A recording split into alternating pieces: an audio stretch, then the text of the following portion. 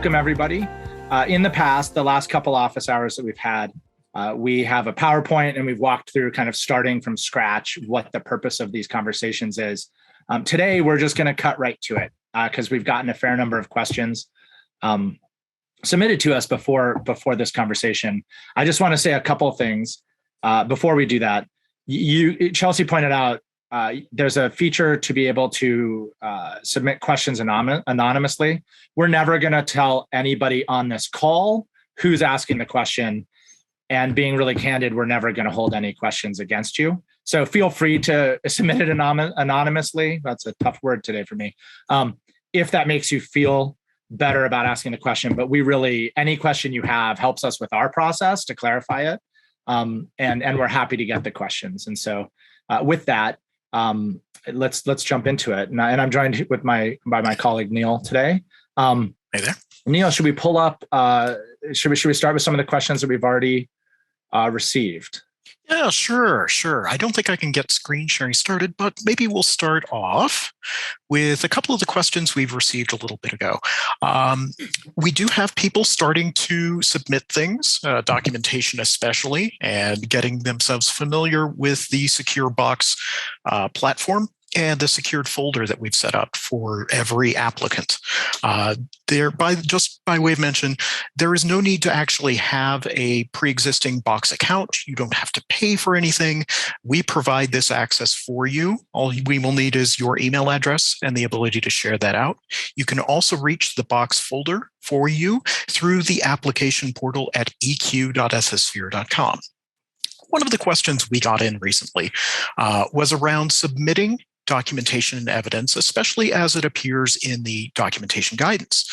One of the questions is around evidence for Box folder number 3, the training and communication section. It's generally one of the longer and more involved areas in the documentations we request. The questioner was wondering, for the online courses that we provide, would it be better to upload their SCORM package, those sort of programming that goes behind it, or screenshots from the course? So in short, what Ethisphere's reviewers are looking for is more of that end user experience, to see all the dynamic parts and pieces of the training that you give out as if we were almost taking the training ourselves. If that isn't possible, we kind of step down a bit to either screenshots or video of some of the interactive stuff. And if you're not able to get that, as a last resort, you could put the text and the information and a little bit of that behind the scenes back there. But I would start more with that experience rather than sort of the text or the programming behind it first. Neil, I think that's dead on. The second part of that question was, can you clarify what you mean by a training sample? And I think you're really getting at it, which is we are trying to get a feel for your training. So we are not looking for you to create a sample of your training and send it to us. If you send us, for example, your code of conduct training or your anti-corruption training, and it is an hour long, we will participate in enough of it for us to get a feel for it. We will not sit through all of the trainings that you send to us, but we will sample through them. So when we say training sample, we mean enough information for us to really get a feel for your training. So not just the code of conduct training, we're looking for risk-specific training. And we're also, I think, and we specifically asked this, we're looking for different modalities, right? If you have live training, show us, hey, you know what, our main training is, here's our code training, and here's our risk-specific training on these topics that we think this will give you a feel for our training. We also have in-person training, and this will give you a feel for that training. And I believe we specified, please give us some context of each of the trainings. So it's really, really helpful for us. In years past, people will just upload training or a PowerPoint. It's really helpful for us to see, this is the PowerPoint we used to educate our managers. This is the PowerPoint we used for this. This is the training that was targeted at those people. So. Great. I know we had another question here. I think somebody just kind of popped this up. Do we have a preference between sharing a link to documentation, which may live online, or some sort of a soft copy, like a downloaded PDF or Word file, for submission of our documentation? If it is a link to some other documentation, should it just be in the executive summary for that section or in some other way? It's a good question. We have intentionally set up the folders so that when a reviewer, we would rather have the document cutting to it rather than linking out onto the internet somewhere. And then we end up on a page that has all of your policies or something like that. We would like to see the document and have it in our folder. It is very hard for us when a company, and we've had some companies that put a lot of effort into this and do a very good job. They will have a really long PDF with links inside of it. That's hard for us. We really would rather have a PDF that explains the documentation and then the documents living where we've asked for them to live, which is in these specific folders. And if that's complicated for anybody or causes problems, please reach out to us so we can figure it out. But in the past, what happens is you have this PDF and you click on the link and it takes you to like page 200 of the attachment. And then you have to go back up to page 3 where you're reading, and then you hit the link and it sends you back down. And it's just a lot easier if we say, hey, give us communication samples for them to be living in a folder. Great. I'll do one more documentation question, then we can move on to a different subject area because we're starting to get some others. We had someone ask, per the documentation requirements, is it recommended to include an executive summary of each section? Can you clarify exactly what you're looking for in these? So the recommendation is not incredibly specific. You're welcome to submit some short summaries for any area you feel may benefit from some sort of explanation, whether that's a document folder kind of topic, impact to media exposure, or any of the sections of the EQ. But please remember that these are optional and not required, and no negative impact to your scoring or assessment will be realized by not having a summary for any of the document folders or the survey sections. You can submit the written narratives around some requested documents or the sections of the survey, but again, it's not required. Use some discretion to determine whether or not your responses and your documentation really do require that additional explanation. Keep it short, keep it simple. We're humans here trying to really evaluate quite a lot of information. And what we're looking for is a bit of a guidance and a bit of a nudge and getting a bit of color behind the scenes as to why your document or your process works in a certain way. By way of example, we don't need backgrounds about your board members or detailed company histories, but we might appreciate, for example, a short paragraph explaining how your stakeholder engagement process parts work, or a quick rundown of new manager training practices, or the why and how of your employee-facing compliance communications have changed due to the pandemic. Anything else kind of related to that? So I was going to say, I actually get this question a lot. We do not want explanations for every single question. We ask multiple choice questions. We ask 200 multiple choice questions. If there is a question that you really think, I don't know how to answer that. It's A or B. Pick the one that's the best choice. And we're fine with you saying, hey, for question 17, we picked A, and here's why. Clear your conscience, be honest about it. But we do not need an explanation and clarification for every single question. So consistent with what Neil said, I think of this, my background is litigation. I think of it as, what do you want us to know within reason? Set it up, right? Set up each section like, hey, this is about the structure of our company. This is what we think is really neat that we're doing. Highlight things for us, but don't feel like you need to give us a written explanation of everything that we're asking about. So if you're really proud of your manager training, tell us about it. But we don't want to open a Pandora's box. We've been trying to close the Pandora's box that we opened 16 years ago by giving more clear and specific guidance on what we're looking for. But I do think that it helps to have a little bit of color at the beginning of sections that you think that maybe we are not getting the full picture of based on our multiple choice questions. Okay, great. So can I throw another one that we got in through another method here? I know we have a new section a new subsection of our section 5, which addresses a lot of questions and areas around risk assessment. Our questioner wanted us to shed a little more light, specifically around question 510, which gets into kind of the heart. Let me look it up here on the EQ, which thankfully we've got here. It's part of the detection, monitoring, and auditing section, part 2, dedicated to ethics and compliance-focused risk assessment. And 510 specifically asks, does your company formally assess ethics and compliance risks? The questioner wasn't quite clear on what this question was really looking for.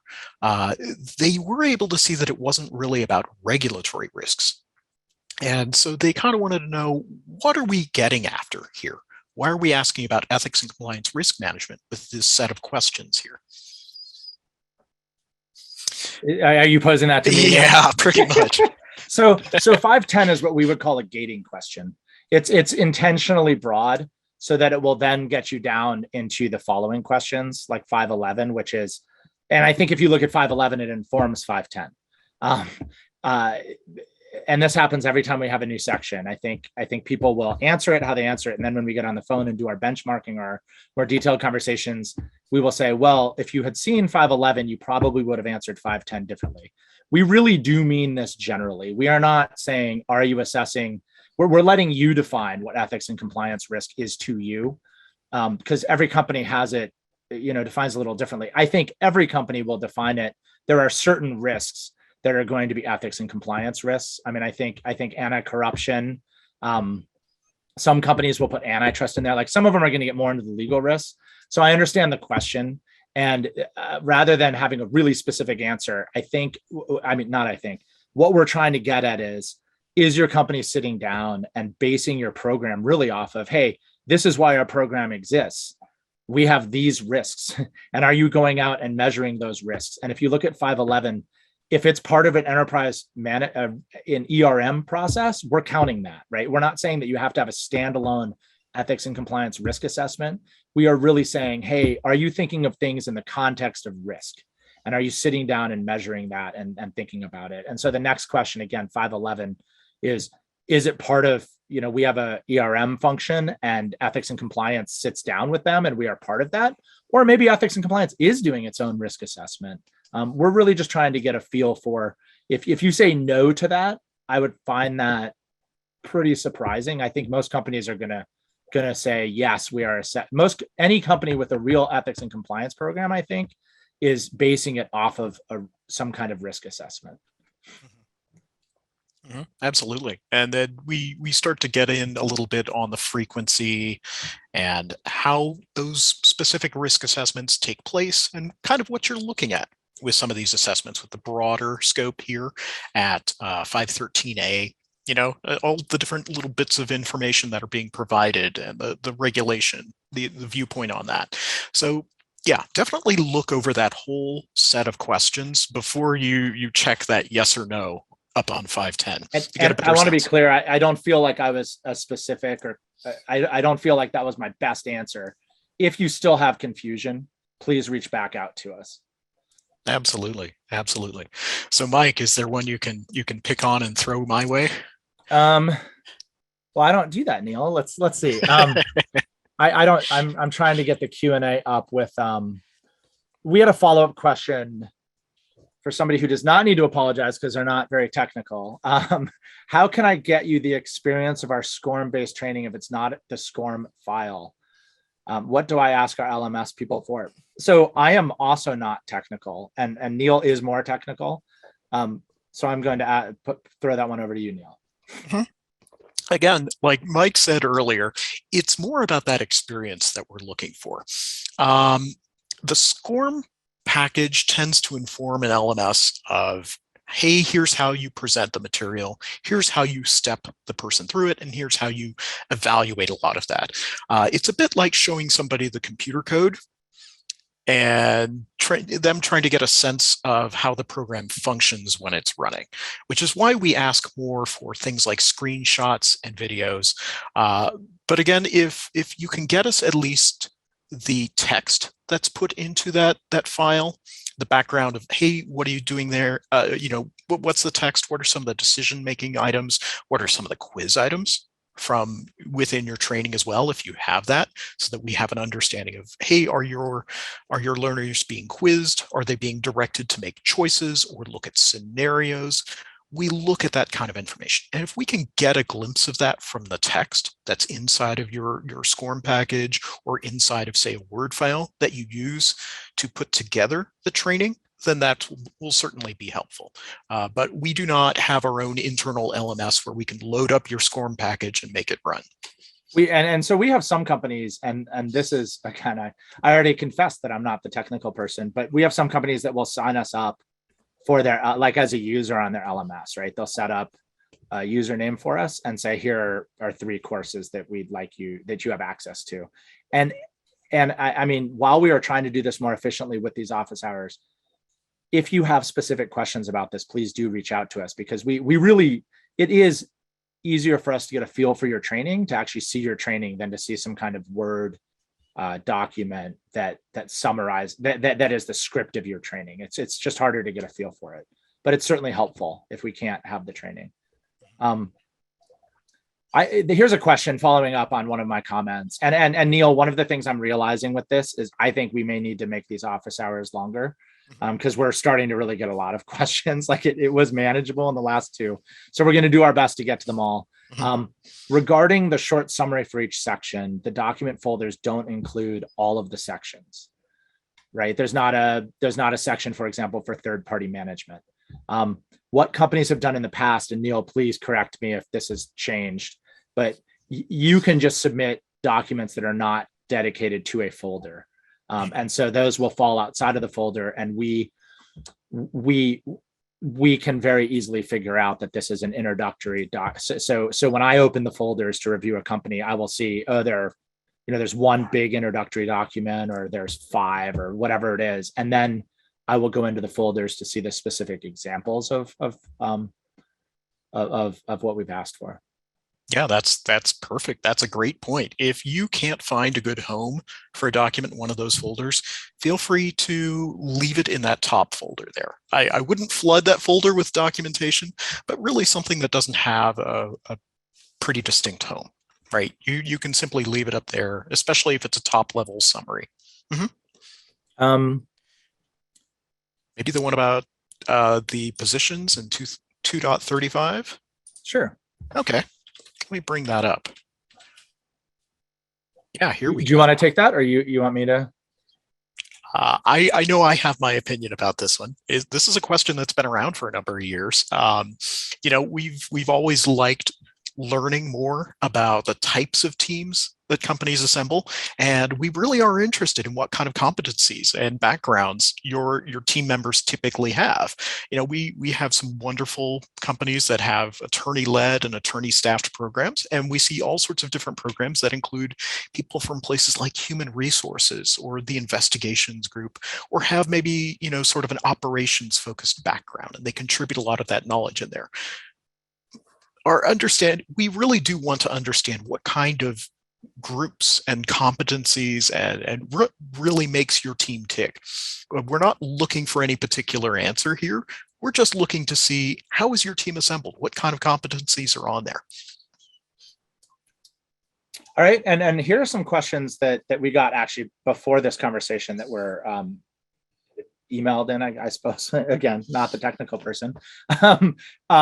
I'm just going to run through these, and Neil, I'll try to tick them off really fast. And please jump in if you have anything to add or clarify. Misconduct investigations. We assume you are focused on investigations based on employee reported concerns, but let us know if there's a broader scope in mind.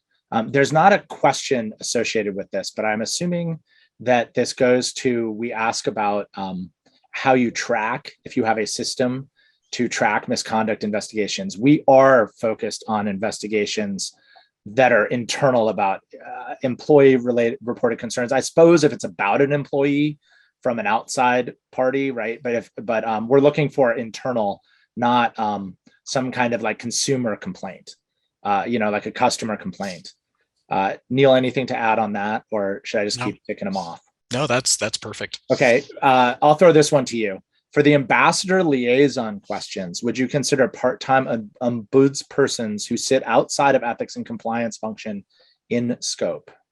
Short answer is yes, so long as they're outside of the ethics compliance function in their day-to-day tasks, and they're being tasked with a lot of that communications, training, liaising function, yes. Okay, and then if you could pull up question 2.23. Sure. I think this is a really important one, and thank you for the person who submitted this. We really, for the this is the section on here. I'm looking at the wrong screen, I think. This is the structure of your program. And I just want to explain what we are trying to achieve, because this took a lot of time to draft and to try to be clear about. And so I just want to kind of cut through the language. We are looking to understand your program. If there is a person who owns the program and that is their whole job, then to us, so you have a CICO, and by whole job, maybe they're also the secretary of the board or something like that, but they're not also the general counsel. They're not spending 30% of their time on the program. We were borrowing language from the federal sentencing guidelines and from I think more specifically from regulatory guidance, which discusses overseeing the program and then implementation of the program. So if you have a person who's spending all of their CICO, who spends all of his or her time or their time overseeing and implementing the program, then there's a set of questions that we want you to answer. And you're not going to see the other questions. If, however, you have a person who is a CICO but is also the general counsel, we would consider that person is charged with overseeing the program. And now we want to really understand the person who is implementing the program, because we want to get a better understanding of who is the day-to-day operational person. I understand that many companies have multiple day-to-day operational people, but we are looking to understand if you have structured it as there is a person who is overseeing this and it's their full-time job. Absolutely. It's looking for that real connected person who is trying to, coordinate all of these different activities you have going on. You may have multiple people handling multiple parts of it, but again, it's that day-to-day on the ground who may report into somebody who oversees that. Absolutely.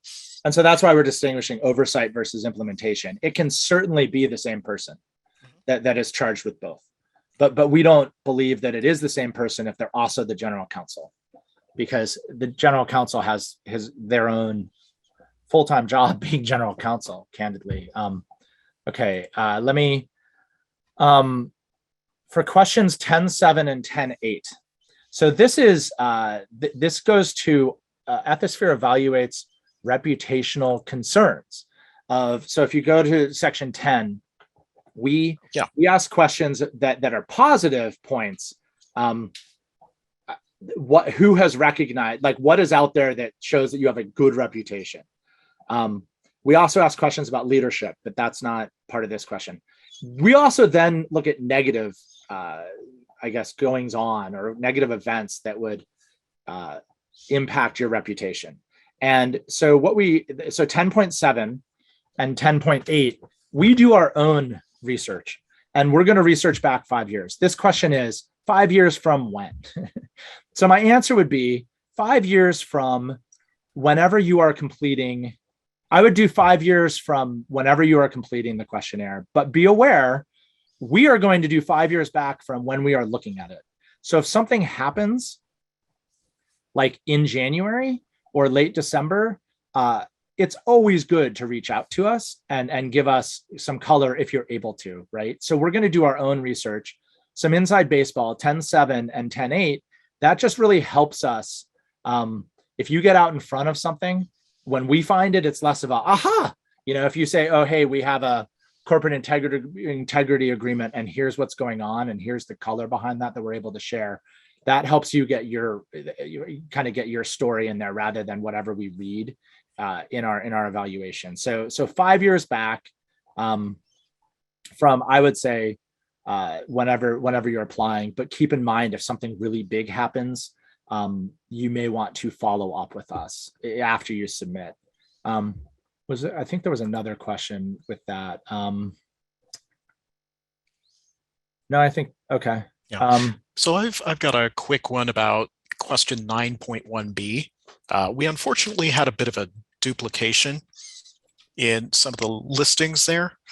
For example, food and nutrition security and hazardous substance and emissions. And one questioner asked how to deal with it. I would say just check one of those if you have that and leave the other fine. It's not a huge deal. Our apologies for putting that duplication in there, but it does not matter. And I have another question. And this one, I think we should probably it's going to come up in every office hours. this is a privacy data security question about how we treat companies' information that we collect as part of this process. So I will go through this. One of the questions is, are we subject to FOIA requests? No, we aren't. Will we share whatever is submitted with anyone outside of Ethisphere? What is the policy for destroying materials we submit after a certain time? Okay, so I want to be very clear about this because I think it's really important. And everybody on the line, this is kind of what we deal with in a day-to-day basis, right? So we use the responses to our multiple choice questionnaire in an aggregated, anonymized way to score companies and also to provide benchmarking. So nobody's ever going to know that company A said this. You are also submitting documentation, and that's most of what these questions are about. We will never share that documentation with anybody. And we will destroy it, we say in our terms of use, within 2 years of collecting it. If there's a concern and someone wants us to destroy it sooner than that, we're happy to talk to them. These are all, what I just said is set forth in the terms of use of the WME questionnaire and process. We are also happy to sign an NDA.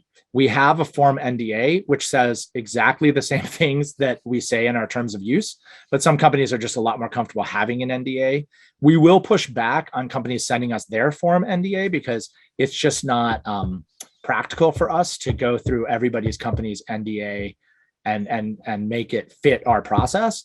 But we are happy to take edits to ours, and we're happy to discuss any of this. We want you to be comfortable submitting documentation. I will tell you, whether we sign an NDA or not, we follow exactly what I just said, which is also in the terms of use. So we can document it if that would be helpful for people, but that is how we treat information. And we're happy to address any concerns that come up because we don't want anyone to be uncomfortable with this. Okay, I think we're pretty close to the end of time. Chelsea, is there anything we need to really address before we sign off for today? Yeah, I think we're still getting a few questions in. We'll go ahead and note those down and obviously include them within our next office hours. And Michael, I think you're exactly right. We can reserve an hour for next time session to kind of tackle these questions. I went ahead in the chat earlier and did two things. I included a link to all of our past recordings. So if you wanted to kind of go back and, revisit the question we may have asked previously, you can see all of the recordings to previous sessions. I'm going to also be turning this session around and posting it on the same exact page. So please bookmark that, as well as the email address. So the WME applications at ethisphere.com is a huge resource for you. Those questions, if we didn't get to something today, or you want to kind of dive into it deeper, please don't hesitate to reach out to the team. That goes to, all of those individuals that sit on the World's Most Ethical Companies team, as well as Michael and Neil, our colleague Doug Allen. So we are there to kind of address those questions. So we recorded today. And we have some questions that we didn't get to that are really good. I'm flipping through them now. So we will address these in the next office hours. If you asked one of these questions and you can't get to the next office hours, or you need an answer sooner than that, please reach out to us, as Chelsea just said. But these are some good questions, and hopefully they can wait. But if they can't, we're happy to get you answers as well. Absolutely. Well, thank you everyone for joining us today. Again, the email address is there for you. Look out for an email coming tomorrow with the recording of this conversation, and do not hesitate to ever reach out and ask us more questions as you go through the application process. Have a great day, everyone. Thanks, everyone. Have a good day.